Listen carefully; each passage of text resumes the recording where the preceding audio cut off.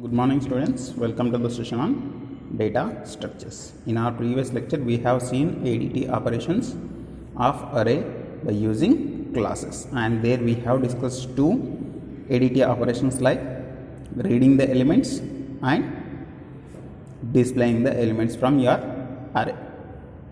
Okay, and now in today's session we are going to discuss two more functions like traversing the elements in backward and searching the element in your array. These two we will discuss in today's session.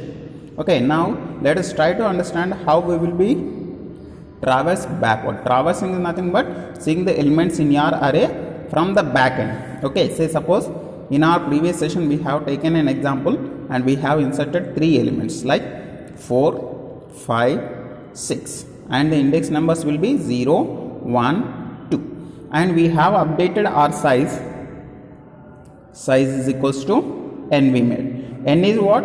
3. Why? Because we have inserted 3 elements 1, 2, 3. Okay, and your size will become 3 now.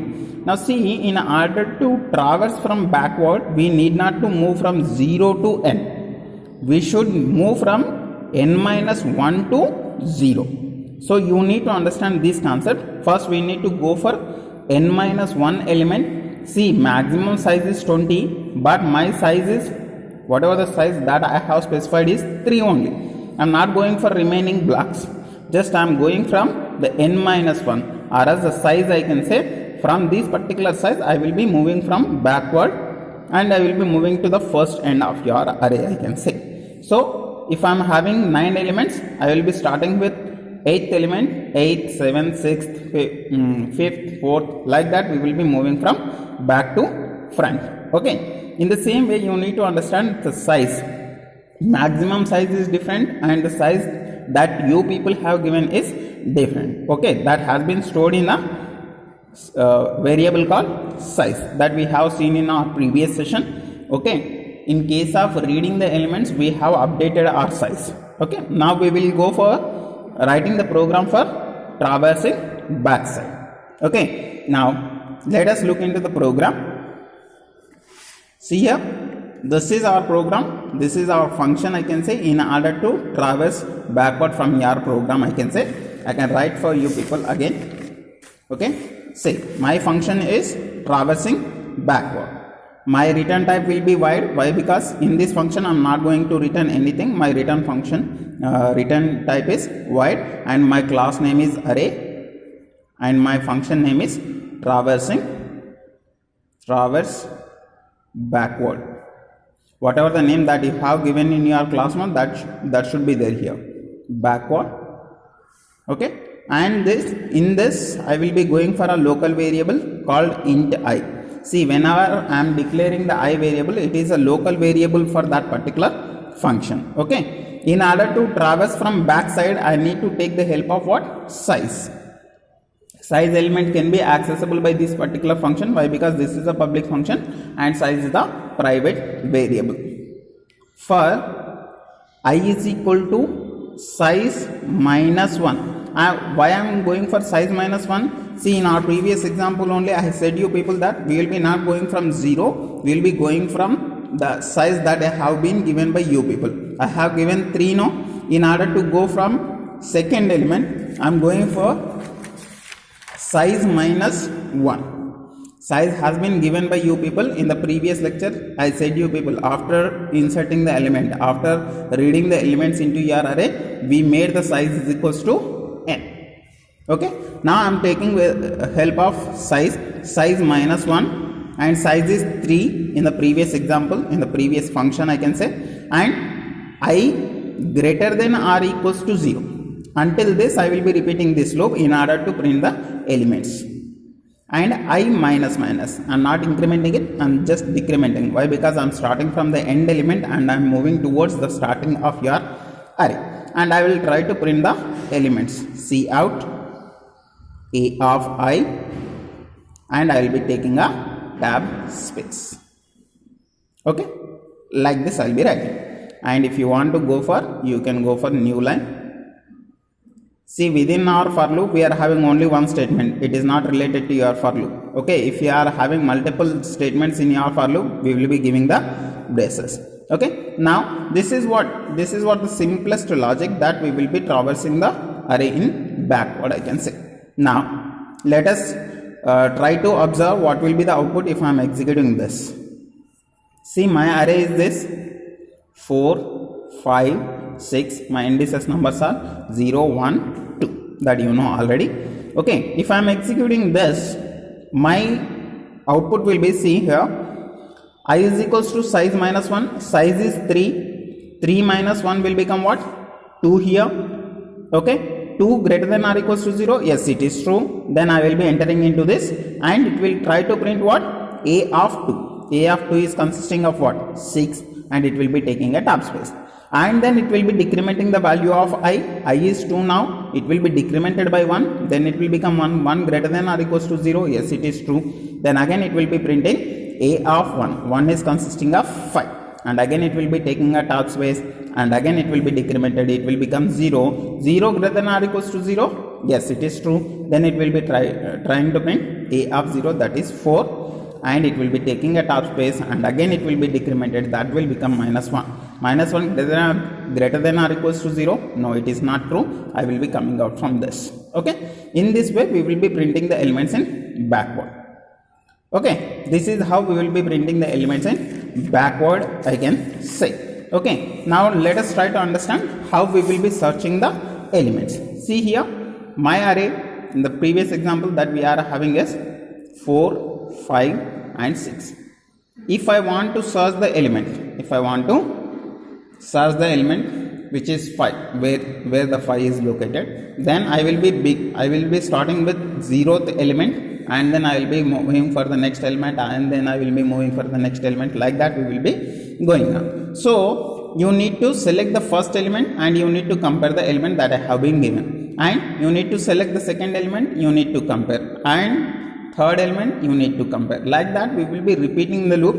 So in order to search the element, you need to take the input of element should be taken by you people, our function will accept that, and then that element will be compared with each and every element of your array.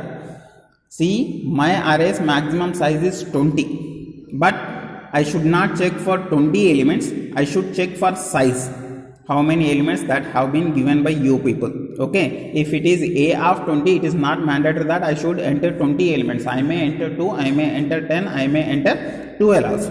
You need to check for those elements only. Okay, that will happen by doing this particular function. Say suppose if I want to search my element, when I am searching for my element, if I found my element in your array, then I need to return what? Position of that particular element. Say suppose in a first position, if I am finding my fifth element, 5 element, then I need to return this. At the first position I found this, at the second position I found this. In order to return these elements, I am taking a return type as integer, and my class name is array, scope resolution operator, and then my function name is search.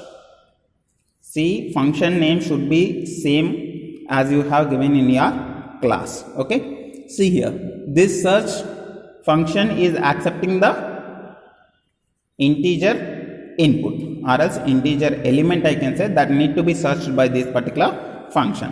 And in order to search element by element, again I am taking a local variable called int I, and here I am beginning with the first element, that is for I equals to 0, and till the end of size I will be searching I less than or equal to size minus 1,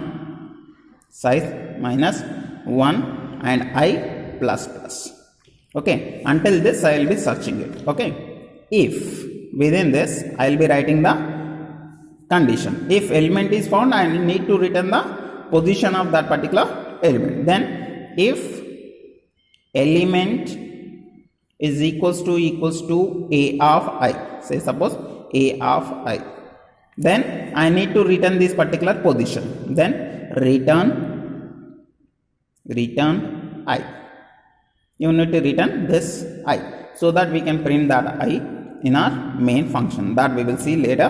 But here if you are finding this element and if your a of I is matched, then you need to return what? Ith position. In this particular position we have found this element, you should return that.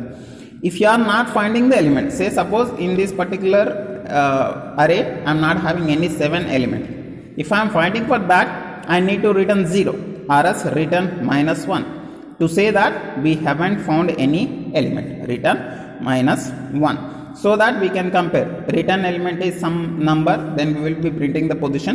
If it is -1, we will be saying that element not found in your array.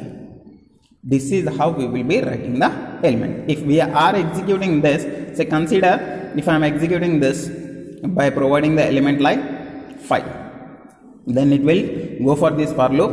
For I equals to 0, I is 0 now. At the 0th position I am having 4 element. Okay, element is 4. 5 is equals to 4, no, it is not matching. Then it will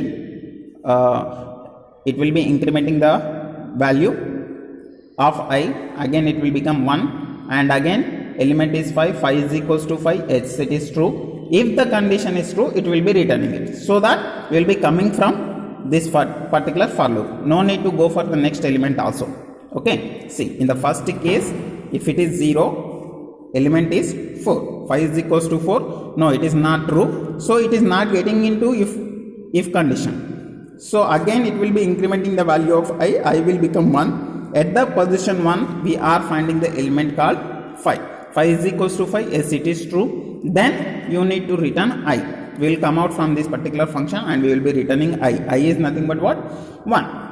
There I will be printing I. At ith position, I have found my element, like that. Okay, say second case is that if I am finding for 7, then see, first case and second case you people have seen 5 doesn't match. 4 doesn't match and 5 doesn't match and 6 will also be doesn't match. Okay, then again I will be incremented, I will become 3. 3 less than 3, no, it is not true. It will come out from this and it will be returning -1. When we are returning -1, we will be comparing in the main function. Main function will be seen later. If it is -1, your element is not found in this particular array, that we are going to display. Okay, that's it for today. If you are having any doubts, just let me know by your comments. I hope you people will be understanding them in easy manner. But what are the remaining functions are there now?